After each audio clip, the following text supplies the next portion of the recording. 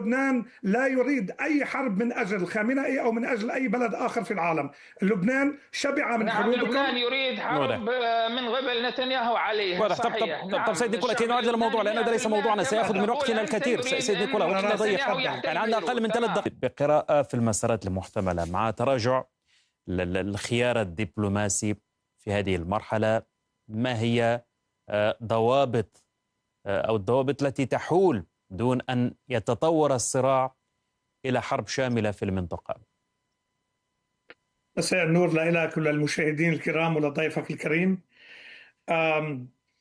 يعني هناك تراجع كبير بالدبلوماسية والتفاوض، وأنا أعرف أن الرئيس دونالد ترامب اتخذ قراره لن يكون هناك تفاوض مع الإيرانيين، لأنه لا ثقة مع الإيرانيين.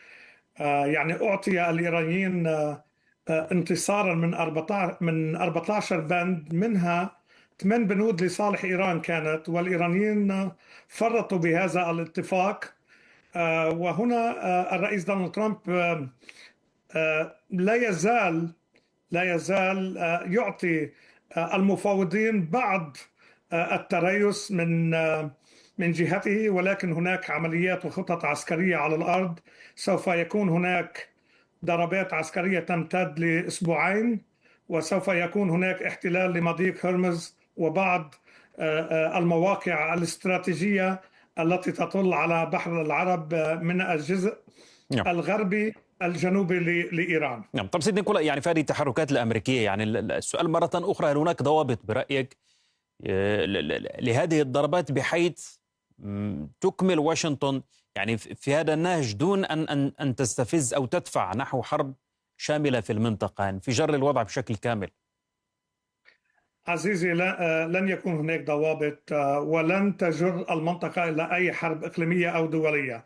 يعني نحن نعلم إيران معظم حلفائها تخلوا عنها، يعني حتى الصين هي الحليف القريب لإيران تخلت عنها، حتى روسيا تخلت عن إيران. لا، ليس هناك أي أدلة سيد نيكولا، يعني هذه خلاصات ربما بالنسبة لك واضحة، لكن ليس هناك أي شيء واضح. يعني حدثنا ربما عن حلفاء إيران في المنطقة، يعني إن انضموا بشكل أوسع وانخرطوا في الصراع بشكل أوسع في المرحلة القادمة، يعني ما هي الضوابط بالنسبة لواشنطن؟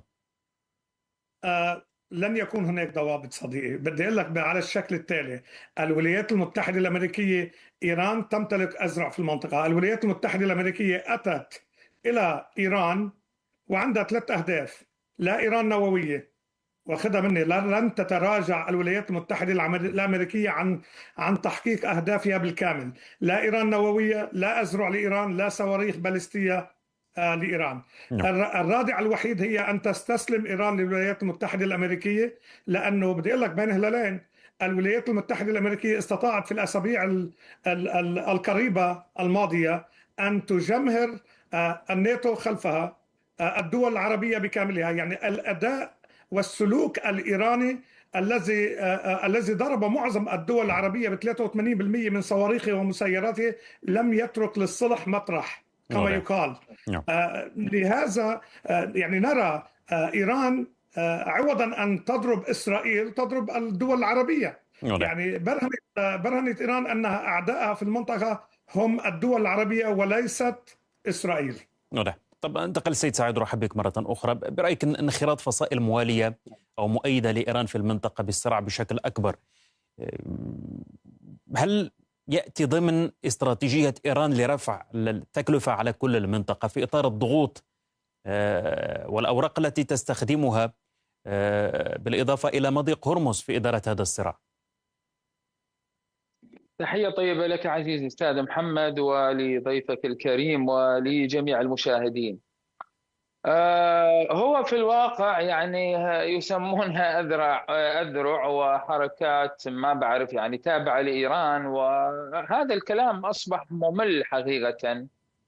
نسمعه من ترامب والمسؤولون الأمريكيون الآخرون ونتنياهو، ويعني هناك شخصيات سياسية تعتقد أنهم في المنطقة طبعا يعتقدون أنه يجب أن يتكلموا بطريقة ويرضوا ترامب ونتنياهو حتى يعني يحصل في بلادهم ازدهار، ويسمون هذه الحركات يعني أذرع. وأنا أعتقد إذا كان لديها أذرع فهي الوحيدة في هذه المنطقة ربما التي لديها أذرع هي الولايات المتحدة، وذراعها هذا الكيان الإسرائيلي الذي هو يعتقد، ونتنياهو يعني سمعناه عشرات ربما مئات المرات تحدث بصراحة ويقول أنه يعمل لخدمة السياسة الأمريكية. يعني كل ما يرتكب من جرائم ومن دمار ومن حروب ومن اغتيالات لشخصيات عديدة في المنطقة، كل هذا يخدمه، يفعله خدمة للمصالح الأمريكية. ولذلك يجب علينا أن نقول، وقاله هذا الكلام الإمام الشهيد السيد علي الخامنئي، قال من لديه أذرع في المنطقة هي الولايات المتحدة. طبعا هو قال بالإضافة إلى إسرائيل داعش أيضا. داعش كانت تخدم لمصلحة الولايات المتحدة الأمريكية. التنظيمات الإرهابية والتكفيرية التي رأيناها في العقود والأعوام الماضية في المنطقة ظهرت، يعني كل هذه التنظيمات بدعم مباشر بالسلاح والاستخبارات والمال وبكل شيء من قبل الولايات المتحدة. واليوم يعني إذا ما كان هناك شعب يعني في لبنان يقاتل من أجل أن يتحرر من الاحتلال الإسرائيلي، يسمون هذه القوات والأحزاب التي تناضل من أجل بلادها لكن سيد سعيد إيران. يعني السؤال عن هذه الأحزاب. طب السؤال عن التحركات الأخيرة، يعني استهداف بعض الفصائل لمنشآت حيوية في بعض البلدان العربية كما حصل مع المملكة العربية السعودية، منشآت النفط في الرياض في المنطقة الشرقية. هل هذا مكمل أو في إطار نهج إيران لتوسيع ورفع نطاق التكلفة على كل المنطقة؟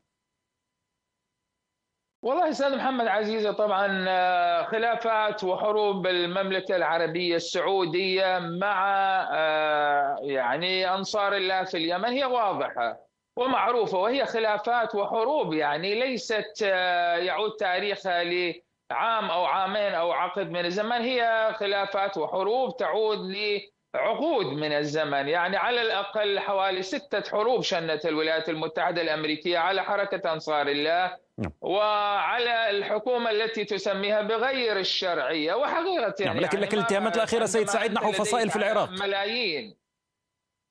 طبعا أنا سأنتقل للفصائل، ولكن ما أقصده في اليمن هناك حصار واضح من قبل للأسف الشديد من قبل المملكة العربية السعودية، وحرب تمتد لأكثر من عقد من الزمن. يعني الولايات المتحدة غررت، ومن واشنطن أيضا، وبحضور المسؤولين السعوديين عندما كانوا في الولايات المتحدة الأمريكية. الولايات المتحدة قبل أكثر من عقد يعني أعطتهم الضوء الأخضر، ورأينا الحرب على اليمن. اليمن اليوم يهدد المملكة العربية السعودية ويقول يعني هذا غير مسموح، يعني أن تأتي السعودية وتحاصر الشعب اليمني ولا يستطيع هذا الشعب أن يستخدم موانئه ومطاراته، وبحجة أنه هناك حكومة شرعية. هذه الحكومة الشرعية ربما طب ماذا يعني كي لا نطيل سيد سعيد، أنا سألت يعني عن التطور الأخير يعني اليمني. نعم، طب باختصار في 30 ثانية، أنا سألت عن التطور الأخير المرتبط يعني الاتهامات موجهة لفصائل عراقية. هل ترى بأن هذا مرتبط باستراتيجية إيرانية في المنطقة لتوسيع يعني نطاق الضغوط، مرة أخرى رفع التكلفة على كل المنطقة؟ باختصار. لا بكل تأكيد إيران ليست لديها سياسة عدائية تجاه المملكة العربية السعودية ولا حتى الدول الأخرى. وربما يعني ضيفك أو شخص آخر سيقول فماذا عن الضربات التي توجهونها لبعض الدول؟ طبعا نحن أوضحنا هذا وقلنا هناك قواعد عسكرية تستهدف إيران، لأن هذه القواعد تستهدف إيران، ولكن ليست لدى إيران مخطط عسكري ولا حتى غير عسكري من أجل إدخال المنطقة أو إدخال دول مثل المملكة العربية السعودية في حرب خدمة يعني للمصالح الإيرانية. على الإطلاق ليست لدينا. اسمح لي أنتقل مرة أخرى للسيد نيكولا. يعني أنت أشرت إلى حملة يجري الحديث عنها، وول ستريت جورنال تتحدث عن حملة أمريكية، حملة عقاب شديدة على إيران لأسبوعين. يعني مرة أخرى هنا ما الضوابط؟ ما الذي يضمن أن تستمر هذه الحملة لأسبوعين فقط في إطار وجود احتمالات بأن ينفجر الصراع ليشمل كل المنطقة. عزيزي، هذه الحملة هي لتردع القوى الإيرانية من آه، آه، يعني عدم تسيير السفن البحرية بمضيق هرمز. هي رح بتكون ضربات عسكرية موجعة لإيران لحثها على عدم التدخل في مضيق هرمز وضرب السفن حينما تشاء. ما هو الرادع؟ لن يكون هناك رادع يا صديقي. الولايات المتحدة الأمريكية، قلت لك ولم تعلقوا على هذا، أعطت إيران من أصل 18 بند 8 بنود هي لصالح إيران، كانت كاملة لصالح إيران. وماذا عزيزي، عفوا لا أريد أقاطعك، وماذا من هذه الثمانية بنود؟ أي البنود يعني نفذتها الولايات المتحدة؟ ربما ستقول لي سمحت لإيران أن تصدر شيء من نفطها. يا أخي، هذا يعني جريمة ترتكبها الولايات المتحدة على الشعب الإيراني وتمنعه من تصدير النفط، ويعني فقط لأيام سمحت لإيران أن تصدر نفطها. واضح. وصلت الفكرة. تفضل سيد نيكولا. رغم أن المذكرة يعني المذكرة على ما يبدو باتت متجاوزة الذي فعلته أمريكا في إيران. وصلت الفكرة، وصلت تعقيبك سيد سعيد. تفضل سيد نيكولا. يعني رغم أن المذكرة يعني باتت متجاوزة، لأن نحن نتحدث عن خطط للتصعيد، يعني مرة أخرى ما هي الضوابط يعني ميدانيا وزمنيا؟ واشنطن تتحدث عن أسبوعين، ما الذي يمكن أن يضمن ذلك؟ احتراما لضيفك الكريم سوف أقول أن إيران مر على الاتفاق حين وقعوا على الاتفاق أسبوعين. لن يكون هناك أي شيء دليل تستطيع أن حسي إلا بعد 30 إلى 60 يوم. لن نكفي بالموضوع. أين هي الروادع؟ لن يكون هناك رادع، لأن الولايات المتحدة الأمريكية أتت. هناك أزرع في المنطقة، ونرى الآن يعني ماذا كان يفعل، وهون ماذا كان يفعل الجنرال إقبال بور في ديالي الذي قتل في أمر لي. يعني هناك تدخل لإيران في المنطقة. أزرع إيران في المنطقة سوف تدمر. أستطيع أن أؤكد لك أن العالم العربي بأكمله، وهناك هلأ حديث منذ لحظات، هذا خبر عاجل، السعودية تسعى لإنشاء قوة بحرية دفاعية من 14 دولة ستشارك بها لحماية الممرات البحرية في مضيق هرمز. بريطانيا وإيطاليا وفرنسا يشاركون بحماية المضيق. يعني لن يرضى حتى حلفاء إيران، لن يرضوا. أخ سعيد، أنا ما أطشتك، خليني نكفي فكرتي بليز. لن يرضوا حتى حلفاء إيران. الصين لن ترضى بأن أن إيران تبتز المجتمع الدولي وتؤثر على حركة الملاحة وعلى الاقتصاد العالمي، ومنها الاقتصاد الصيني. الصين هي ثاني أقوى دولة في العالم اقتصاديا.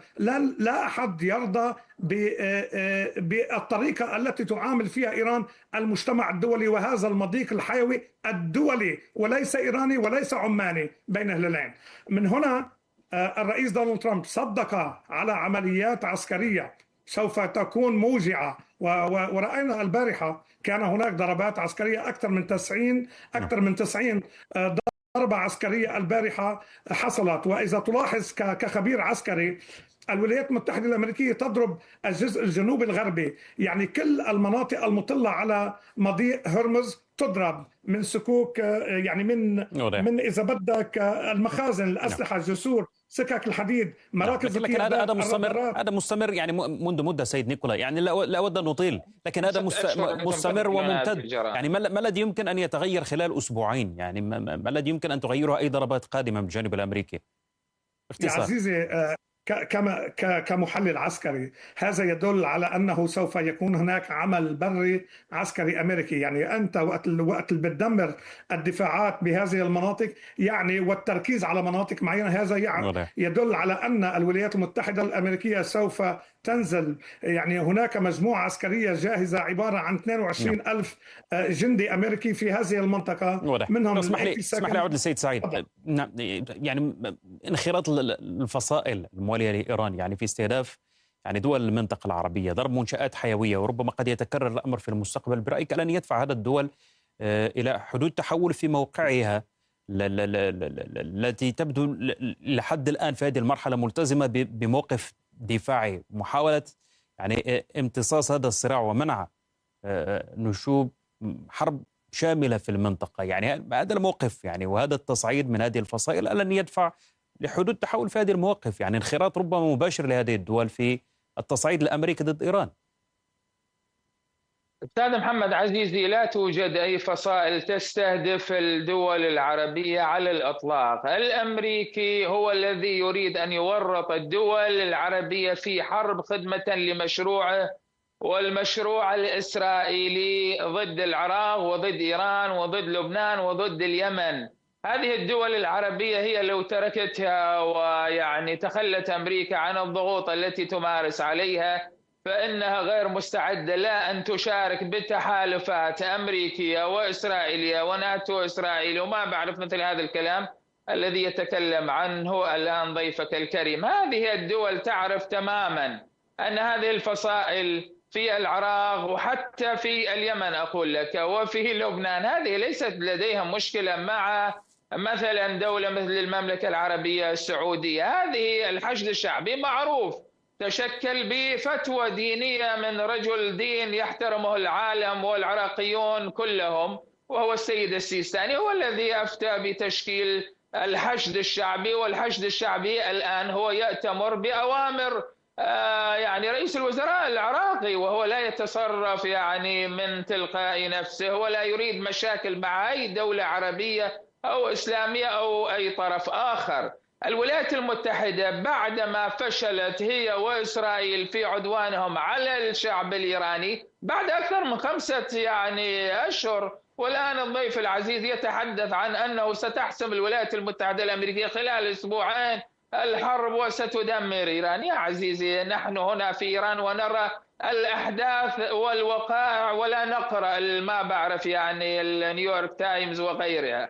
على كل حال الولايات المتحدة بسبب هذه الفشل الذريع في حربها العسكرية ضد إيران الآن تريد أن تورط حقيقة المملكة العربية السعودية، وهي تريد أن تورط الأردن والبحرين وحتى سلطنة عمان. هذه الدولة التي نعرفها بالسلام والمفاوضات والوساطة وكل خير الآن عليها ضغوط وكلام ترامب يبدو الضيف لم يسمعه عندما قال سأفجر عمان. لماذا إيران تعامل الدول العربية؟ سأعطيك الفرصة سأعطيك الفرصة تأخذ ضرائب أو مثل هذا الكلام.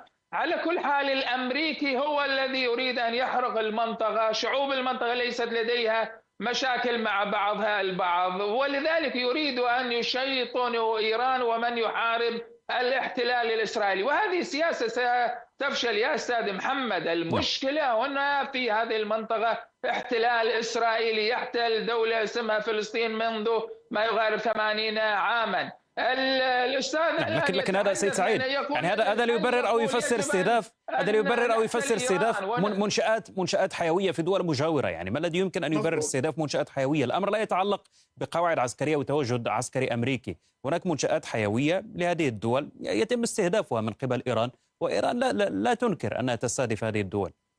يا أستاذ محمد، نحن تحدثنا عن النفط وقلنا إما أن يكون تصدير النفط للجميع وإما لا يكون تصدير لأحد. هذا نقوله بكل شفافية ولا نخجل ولا نستحي من أحد.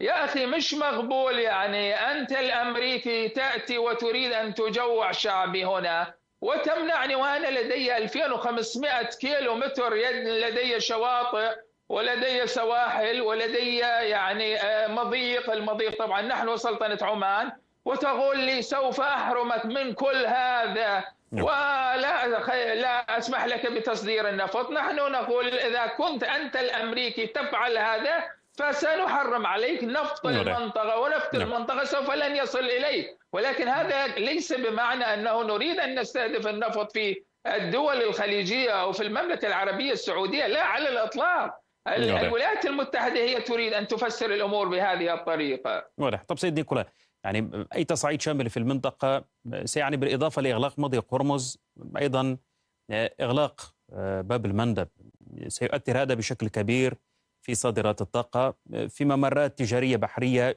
حيوية ومهمة بالنسبة للتجارة العالمية. كيف يؤثر هذا على حسابات واشنطن لأي تصعيد في المرحلة القادمة ضد إيران؟ يعني إذا صار ماذا تقول وأقفل باب المندب، يعني هناك 180 بلد بالعالم سوف يتدخلون. يعني المشكلة لن تكون مع الولايات المتحدة الأمريكية فقط، سوف تكون مع كل الدول، لأنه لن يسمح العالم بأن تبتز إيران وعملائها وأزرعها في المنطقة. ولذلك أقول ومر على بعض الأمور. الأخ سعيد يعني يتكلم عن لبنان، مساء أنه أنا أمريكي من أصل لبناني. يعني بس للأخ سعيد، أكثر من 70% من الشعب اللبناني لا يعترفون بحزب الله كمقاومة في لبنان، هم أزرع إيران، والشعب اللبناني لا يريدهم في لبنان. وهناك قرارات اتخذت من الحكومة اللبنانية يعني بخمسة. عفوا. خليني كفي يا صديقي، أنا ما قطعتك، لم أقاطعك ولن أقاطعك. 5 ولكن و7 عندما تقول لي آب 70% هذا يعني يجب أن يا تثبت صديقي، لنا هذا الكلام خليني يا أخي. سأعطيك الفرصة سيد سعيد. Exactly. تفضل سيد نيكولا. Anyway، بدي أقوله ب5 و7 آب الحكومة اللبنانية المنتخبة واللي فيها وزيرين لحزب الله أصدرت قرارات باعتبار حزب الله منظمة خارجة عن سلطة الدولة اللبنانية، منظمة. باختصار لأنه هذا ليس موضوعنا من فضلك، يعني باب للتعقيب، لكن هذا ليس موضوعنا. أنا أعود للممرات البحرية التجارية، كيف تؤثر على الموقف الأمريكي؟ الكريم تطرق لها وأستطيع أن أرد. يعني يجب أن تعطيني نفس الحق بالرد، لأنه تطرق لموضوع لبنان عدة مرات. لبنان لا يريد حزب الله في لبنان، لبنان لا يريد الحرب، لبنان لا يريد أي حرب من أجل الخامنئي أو من أجل أي بلد آخر في العالم. لبنان شبع من حروبكم. لبنان يريد حرب من قبل نتنياهو عليها. صحيح. طب سيد نيكولا، كي نعود للموضوع لأن هذا ليس موضوعنا، سيأخذ من وقتنا الكثير. سيد نيكولا، وقتنا ضيق، يعني عندنا أقل من 3 دقائق. سيد نيكولا، يعني كي نعود للسؤال، أهمية الممرات البحرية في المنطقة، باب المندب ومضيق هرمز، كيف يؤثر على حسابات واشنطن في خيارات التصعيد الممكنة؟ عزيزي، حضرتك أستاذ وإنسان بروفيشنال بالبزنس. اللي بدي أقول لك إياه، سوف تكون حرب كاملة وشاملة يطوقها العالم بأسره ضد إيران وأزرعها في المنطقة. يعني باب المندب لا أحد يستطيع أن يغلقه، ولنرى. يعني أنا أتحدى، يعني إيران تلعب كل أوراقها. إيران أفلست. هناك انشقاقات في إيران بين السياسيين، القيادة العسكرية والقيادة السياسية. يعني حرس الثورة الإيراني أتى بالمفاوضين بوقت من الأوقات ووضعهم بالإقامة الجبرية، لأنهم يريدون الخير لبلادهم، والعسكر متشددين لا يريدون الخير. إذا استطعت أن تدمر أمريكا تفضل، إذا استطعت أن تردع الولايات المتحدة الأمريكية عن تنفيذ ما تريد تفضل. لن يستطيع أحد الوقوف بوجه دولة مثل الولايات المتحدة الأمريكية. لن لكن مخزون سيد نيكولا، يعني مخزون أسلحة نووية، مخزون المضادات الدفاعية، مخزون الصواريخ قاد وباتريوت، يعني تناقصت القدرات العسكرية الأمريكية. سأعطيك الفرصة سيد سعيد، فقط تعقيب مرتبط. هو الآن بيقول أنت ليس لديك سلاح نووي ولا تستطيع أن تقف بوجه. لن يكون هناك سلاح نووي، أعدك. واضح. هذا كلام خطير.